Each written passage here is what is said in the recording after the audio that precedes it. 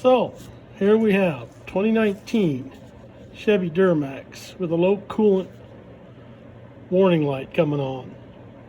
Watched all the YouTube videos, played all those games. A lot of people say if you just go in here,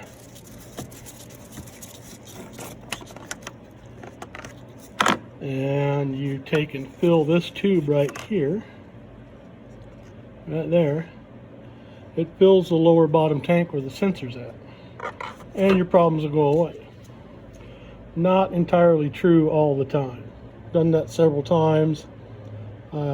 Completely full front and back, still get low coolant sensor. So we're going to change this tank out. I took it to the Chevy garage, which here where I live, there's several and none of them are worth a crap. Anyway, they tell me they got to change the tank. It's $417 for the tank and 2 hours labor to change it out. So I bought my own tank right from GM, $109. Come with one new cap, and then I ordered a new top cap. So we're going to change that out. But the next problem is getting it out without making a great big mess with the antifreeze. So what I've come up with is this old Harbor Freight brake bleeder deal hooked up to the air hose, kind of a siphon. And we'll put this siphon tube down in there, and we'll vacuum out the coolant that's in the tank, and should help from making a great big mess. So be back in a minute. So let's see how this works. Siphon tube's in. We're hooked up to air. Got about 30 psi on the regulator. If this works, we should fill that line with pink stuff. Look at that. We have success. Let's see how long it takes to drain this down doing it this way. Back in a minute. So a little word of caution. Took 3 of these, filled up 3 times to empty that tank. Word of caution is, I don't know if you can see it or not, pay attention to how full it's getting, because you get it too full and it'll spray antifreeze out the breather here and make a mess. So not as big a mess, but still made a mess. So just got to pay attention to that canister. Make sure you don't overfill it. So here's where we're at. Battery out. It's a little bit of a pain. You got a lot of cables and stuff hooked to that battery. All the hoses are off. Still got to get the sensor off down below. But the only thing holding this tank in is that one bolt right there. And then there's 2 lugs on the bottom that slide into 2 grooves. So I'll pull it out of there and then we'll be right back. So really quick, here's the old tank. You can see how that back tank's separated. Look in there, you can see the bleed hole. For some reason, I don't know why, I can't get anybody to tell me why. I think it may be an internal crack in the tank could be causing the problem, or just the sensor went bad. Pouring some of that residue out of the bottom. See that black crusty crap? Maybe that's the stuff that's made the sensor go bad. I don't know. Anyway, on to the new one. There's a new tank, direct from GM.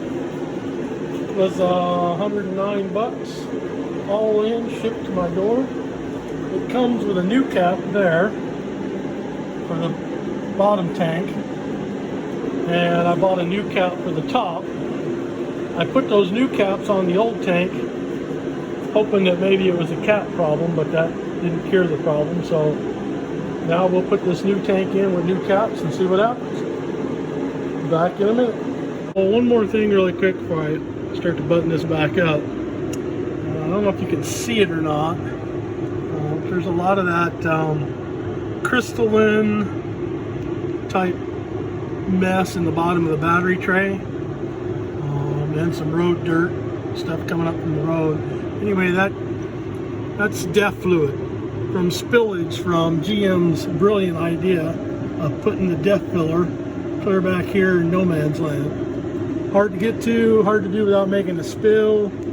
I've seen a few videos where you can buy like an electric battery powered pump. I'm going to try that here in the future, but always seems I'm in a hurry, and the depth light comes on and I stop at O'Reilly's and grab a jug. Next thing you know, I'm spilling all over the place. So anyway, we'll clean this all up and we'll put her back together. Back in a minute. Okay, so going back together. New tank's in. Like I said, just a couple lugs on the bottom. I'll take some pictures of it here in a bit and add to the video. Got the sensor plugged back in. Cleaned up the battery tray somewhat.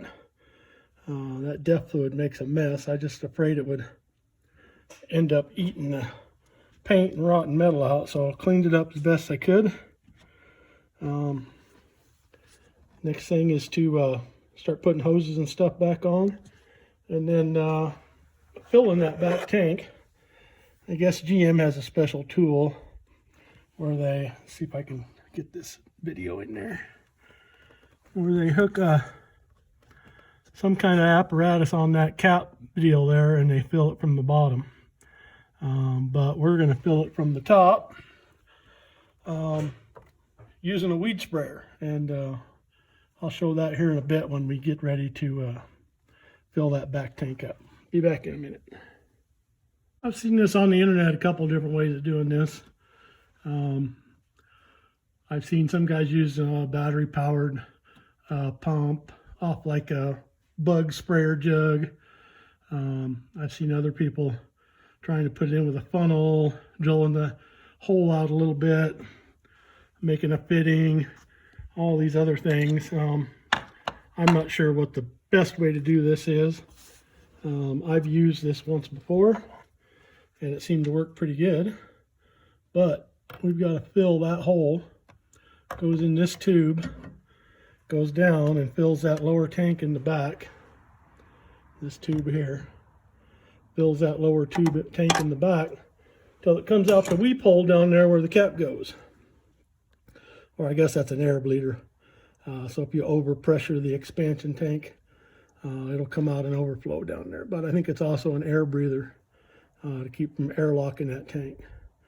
Originally I thought maybe the cap was the problem, but like I said, put a new cap on it didn't make any difference. So we'll fill that up and we'll be right back. Hard to video, but we'll try it here, see if you can get the idea.